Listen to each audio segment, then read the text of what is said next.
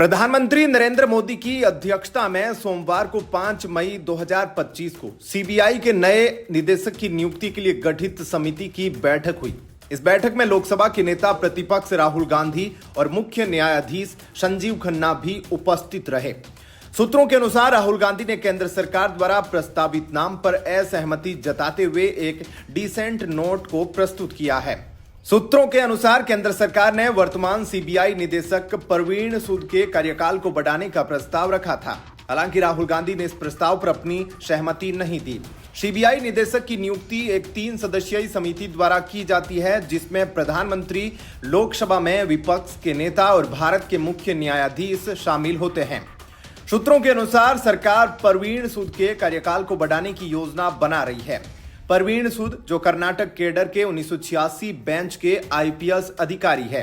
इससे पहले कर्नाटक के डीजीपी रह चुके हैं। उन्होंने 25 मई 2023 को सीबीआई निदेशक का पद ग्रहण किया था और उनका कार्यकाल इसी महीने की 25 तारीख को खत्म हो रहा है।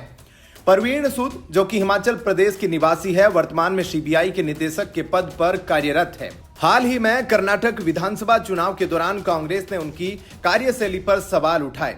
कर्नाटक के उप मुख्यमंत्री डीके शिव कुमार ने स्पष्ट किया कि यदि कांग्रेस सत्ता में आती है तो परवीन सूद के खिलाफ कार्रवाई की जाएगी। परवीन सूद का कार्यकाल समाप्त होने से पहले नए निदेशक की नियुक्ति आवश्यक है, जिसके चलते सोमवार को पीएमओ में एक बैठक आयोजित की गई। 2019 में सुप्रीम कोर्ट द्वारा दिए गए निर्देशों के अनुसार ऐसे वरिष्ठ अधिकारियों जिनकी रिटायरमेंट में 6 महीने से कम समय बचा है, उनके नाम पर सीबीआई निदेशक के पद के लिए विचार नहीं किया जा सकता। सुप्रीम कोर्ट ने यह भी स्पष्ट किया था कि सीबीआई निदेशक का कार्यकाल 2 साल से कम नहीं होना चाहिए और उनके तबादले के लिए नियुक्ति समिति की सहमति आवश्यक है। कौन है आईपीएस परवीन सूद? परवीन सूद जो कर्नाटक केडर के 1986 बैच के भारतीय पुलिस सेवा आईपीएस अधिकारी है। उन्होंने अपनी नियुक्ति से पहले राज्य के पुलिस महानिदेशक डीजीपी के रूप में कार्य किया। उन्होंने 25 मई 2023 को केंद्रीय अन्वेषण ब्यूरो सीबीआई के निदेशक का पद ग्रहण किया। जानकारी के अनुसार परवीन सूद हिमाचल प्रदेश के निवासी है। वहीं केंद्र सरकार ने हाल ही में जाति जनगणना कराने की घोषणा की थी। ऐसे में कांग्रेस अध्यक्ष मल्लिकार्जुन खड़गे ने प्रधानमंत्री नरेंद्र मोदी से तेलंगाना मॉडल पर आधारित कास्ट सर्वे करवाने की अपील की है।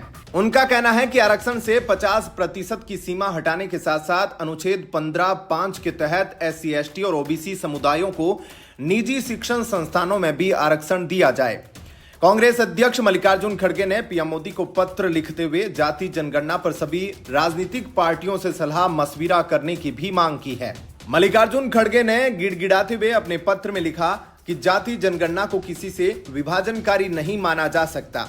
इस तरह की कोई भी प्रक्रिया हमारे समाज के पिछड़े, उत्पीड़ित और हाशिए पर पड़े वर्गों को उनके अधिकार देता है। बीते दिन पीएम मोदी को लिखे इस पत्र में मल्लिकार्जुन खड़गे ने कहा, हाल ही में हुए पहलगाम के कायराना हमले में पूरा देश एकजुट हो गया था। ठीक उसी तरह हमारा महान राष्ट्र और उसमें रहने वाले नेकदिल लोग एक साथ आकर इसका समर्थन करेंगे।